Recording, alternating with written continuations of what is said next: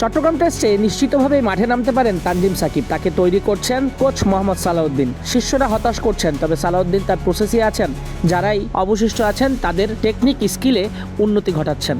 অল্পের জন্য বেঁচে গেলেন সালাউদ্দিন এই সময়। তানজিম সাকিবকে নিয়ে নেটে কঠোর অনুশীলনে সালাউদ্দিন। তানজিম সাকিব এই সময় cover, extra cover, mid off, long অফের দিকে বেশি শর্টস খেলছিলেন। একটু ওয়াইডিশ ডেলিভারি দিচ্ছিলেন সালাউদ্দিন। প্র্যাকটিস করতে করতে হঠাৎ সালাউদ্দিনের বরাবর চলে আসে বল। অল্পের জন্য বেঁচে যান দেশসেরা কোচ। সহকারী কোচ সালাউদ্দিনকে নিয়ে কোনো সমালোচনা নেই, তিনি চেষ্টার কমতি রাখছেন না। বললেন, দেশের ক্রিকেট সংস্কৃতিরই গোড়ায় গণ্ডগোল। সেখান থেকে উন্নতি না হলে, ভালো স্থানীয় কোচ গড়ে না উঠলে বাংলাদেশের ক্রিকেট উন্নতি সম্ভব না। তানজিম সাকিব লাল বলে খেলার জন্য উদ্গ্রীব হয়ে আছেন। এই ক্রিকেটারের মধ্যে একটা অন্যরকম এগ্রেসিভনেস আছে, যেটা কাজে লাগিয়ে তানজিম সাকিব এরই মধ্যে সফল হয়েছেন সাদা বলে। ওপেনাররা হতাশ করছেন সালাউদ্দিনকে, তাই জাকির হাসানের সম্ভাবনা আছে চট্টগ্রাম টেস্টে ফেরার। সাদমান নাকি জয়, কে বাদ পড়বেন পরের টেস্টে?